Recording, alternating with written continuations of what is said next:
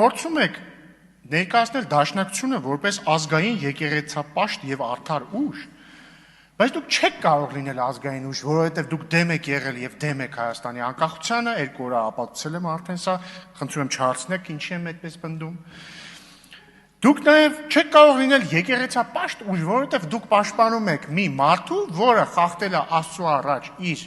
կապած ուխտը, պիտի չունենա երեխա եւ կին, ունի երեխա եւ կին, առնվազն երեխա ունի, չգիտեմ, կարող բաժանվել է կնոջից։ Ու դուք չեք կարող լինել արդար, որովհետև դուք պաշտպանում եք կաշառակերին։ Ու գիտեք ինչն է իմ համար տարօրինակ, հետաքրքիր է, գիտեք ո՞րն է։ Գալիս եք հերթով ասում եք, դուք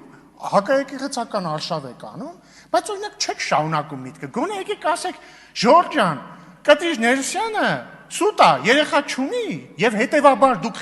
կեղծ մեղադրանք եք առաջադրում, եւ հետեւաբար դա հակաեկեղեցական արշավ է, բայց դու դա չեք ասում, ու Կտրիչ Ներսյանն էլ չի ասում, որովհետեւ բոլորս էլ գիտենք, չէ, որ ինքը երեխա ունի։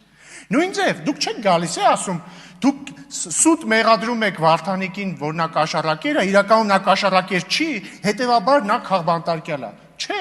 դուք ուղղակի գալիս ասում եք նա քաղբանտարկյալ է, իսկ ինչու չեք ասում որ նա կաշառակեր չի, որովհետեւ բոլորը լսել են ձայնագրությունը, որտեղ ակնհայտ մարդը փող է ուզում մի բան օրինականացնելու համար։ Բոլշևիզմը դե արդեն կրկնում եմ, ոնց ենք մենք բոլշևիկը եւ ոչ դուք։ Օրինակ ես կյանքումս բոլշևիկների հետ կոալիցիոն համաձայնագիր չեմ կնքել։ Երբեք ԿՊ-ն բոլշևիկների հետ չի համագործակցել։ Դաշնակցությունը մի անգամ 20 թվին իշխանությունը տվել է բոլշևիկներին, մի անգամ էլ 2025 թվին է իշխանությունը տվել բոլշևիկներին Գյումրիում։ Մի անգամ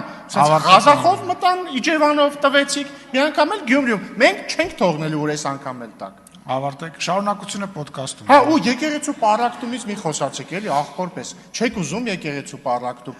Արեք ամեն ինչ, որպեսզի անթիլիասական